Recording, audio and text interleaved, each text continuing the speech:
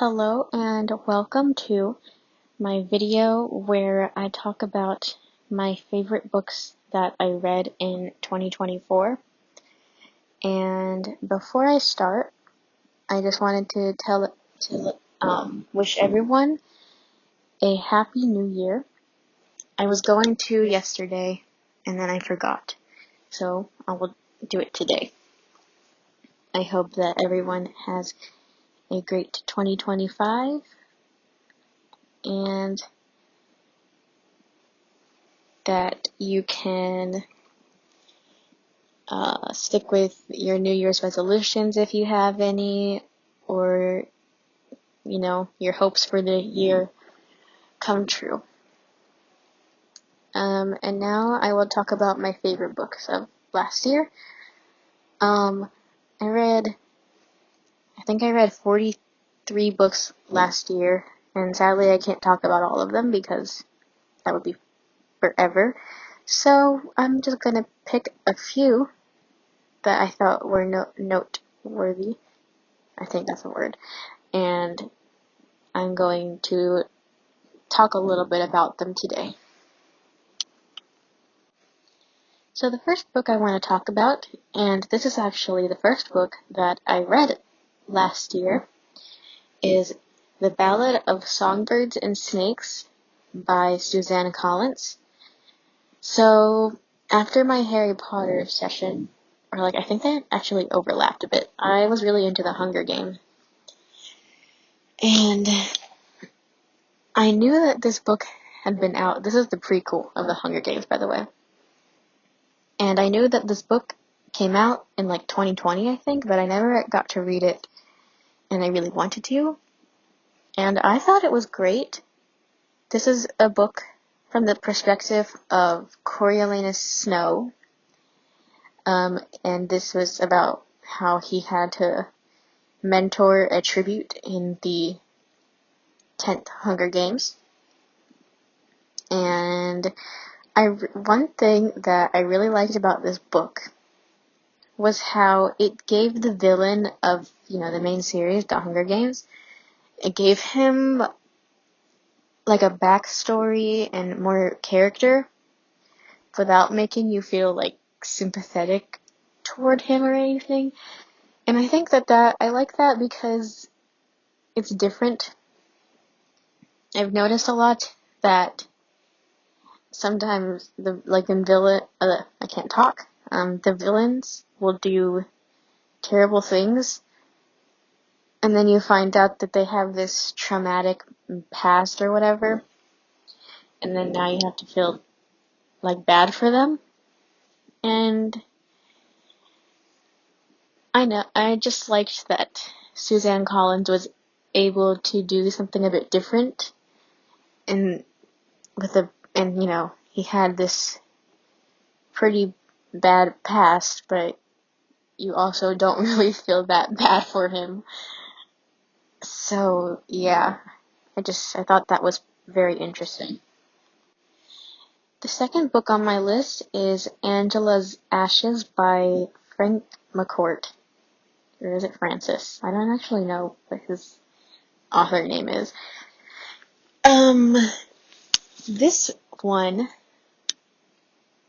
This is my mom's favorite book, and I've known that for a long time, but when I was into reading when I was younger, she said that I wasn't old enough to read it, and so when I got into reading, I was like, oh, I can finally read my mom's favorite book.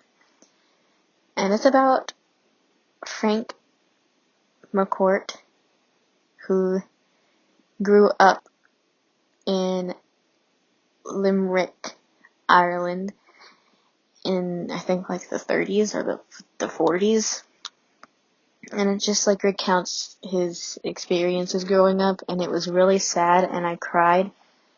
But some parts were really funny, and I did laugh. So, yeah, and I'm really glad that I got to read my mom's favorite book, and I enjoyed that. This next one is actually a series. It is The School for Good and Evil by Soman Chainani. I apologize if I didn't say that correctly. But this book, this has 6 books in the series,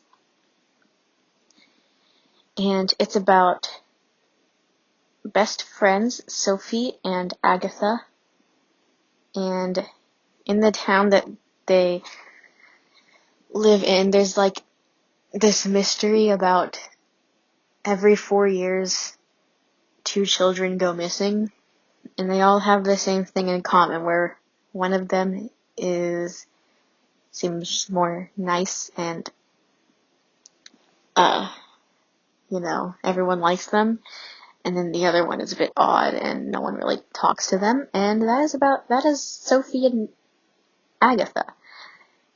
Sophie does a lot of good deeds and stuff like that, and no one really likes Agatha. They think she's weird and she's ugly and she lives near a graveyard, and yeah. So and then they were taken to the school for good and evil, where,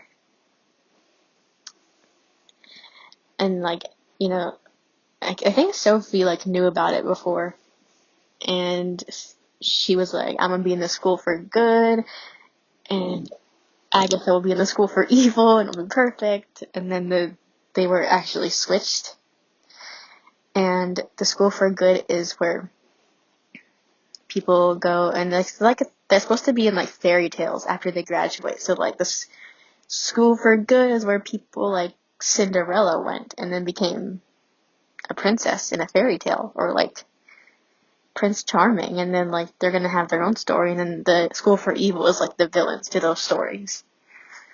So I don't know, the evil queen.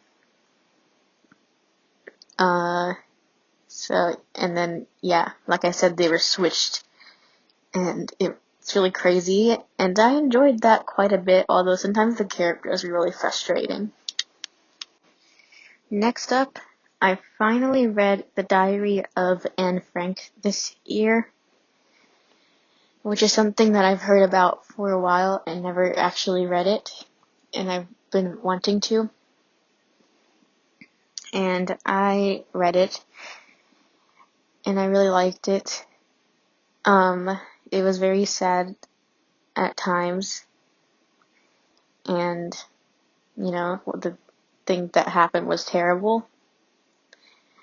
One thing I did notice about when I was reading it is how similar, how I could, some similarities I noticed about these people in hiding and the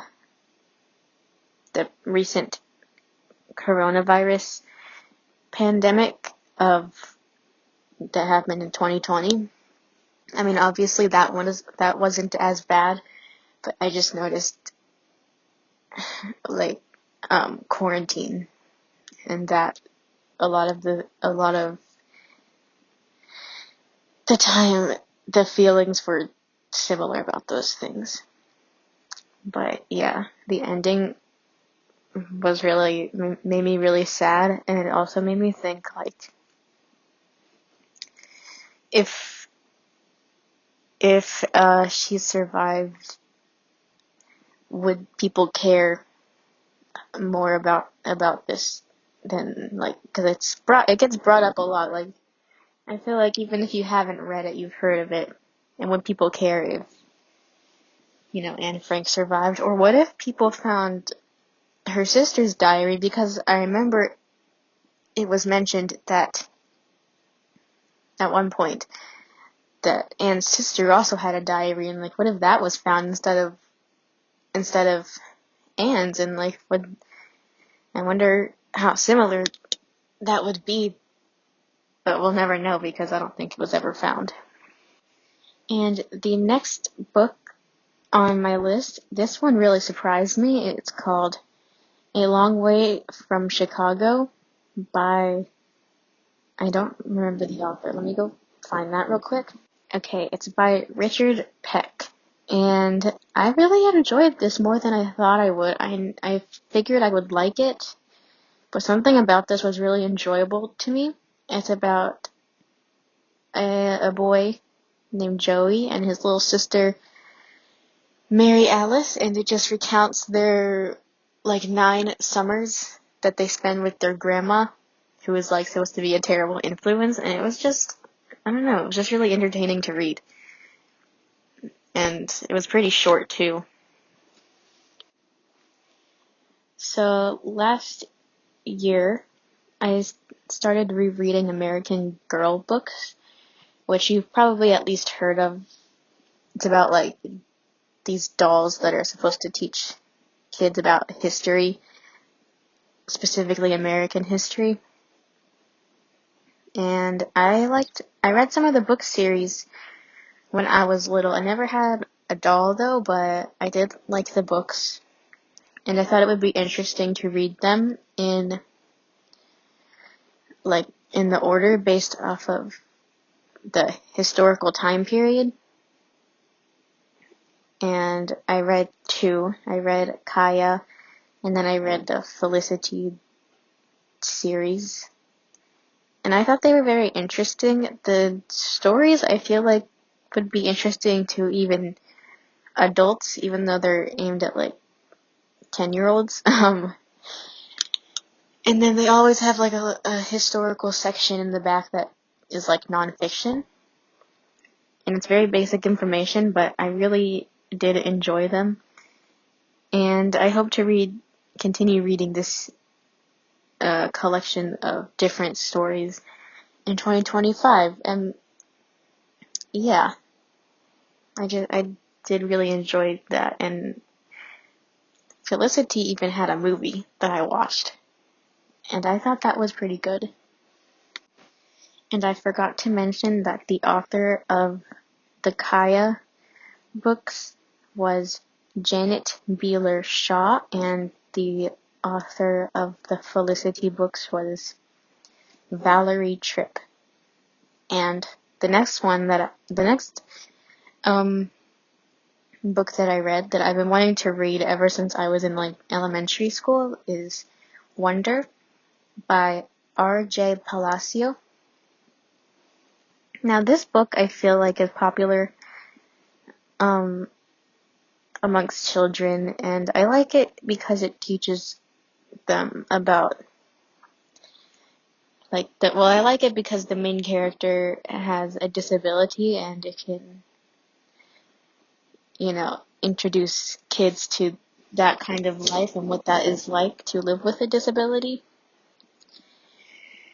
And there were like a couple of things that I had an issue with, but for the most part, I think it was enjoyable, and I think that it would be good for kids to read. I liked that the book had different perspectives of every character, which is something that I found mixed opinions on when I was reading reviews for it. But I liked it. I think my favorite perspectives was Olivia, the big sister, and Jack, who is Augie's friend. But I liked all of them. The only one I didn't really like was Olivia's boyfriend, Justin, and that was just because it was really hard to read because I don't think he used like punctuation, specifically like quotation marks. I don't know why it was annoying to read that. But I really enjoyed that. The next book I read for school, it was Brown Girl Dreaming by Jacqueline Woodson, and this just is like, it's about Jacqueline Woodson herself and how she was a black girl growing up during the civil rights movement in the United States. And it just kind of recounts the experiences that she had growing up. And it was very interesting, and I liked reading it. This next book I have been wanting to read forever, and yet every time I can't think of anything to read, I never remember about it. but I finally read it last year, and I'm so thankful that I did because it was very enjoyable. You've probably heard of it, is Anne of Green Gables by Ellen Montgomery. It's about Anne, who is an orphan, and then there's Matthew and Marilla, who wanted to adopt a boy to help them around their farm, and they ended up getting Anne instead. And it just kind of recounts her experience as a preteen and teenager in, and the experiences with her family or with the school that she went to and her friends. Didn't really have much of like a straightforward plot. It was more like every chapter something different, and I definitely enjoyed it.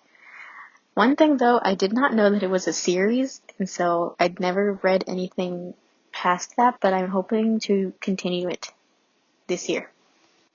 Right after I read Anne of Green Gables, I actually read another L.M. Montgomery book called Emily of New Moon.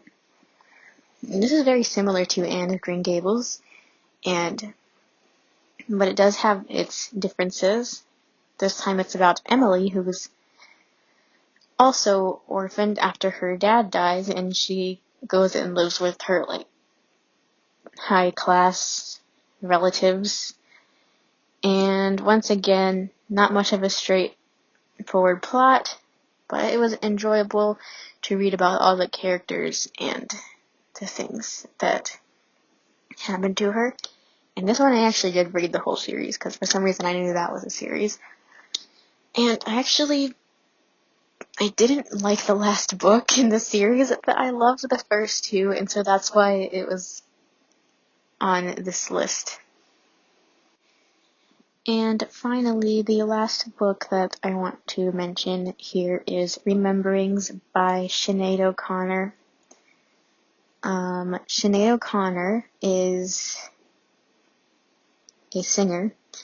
She was popular in the 90s, but she reminds me of my mother because when I was a little kid, she would often listen to her music. Specifically, Nothing Compares to You. I think I heard that song every day in the car when I was going to school. And so I don't remember where I found this, but I saw that she had a memoir. And I was like, oh, I want to read this. Because, her music was a big part of my childhood. And I really enjoyed it. It just recounts some of her experiences. A lot of it was really sad, though. But it was really good. And, yeah.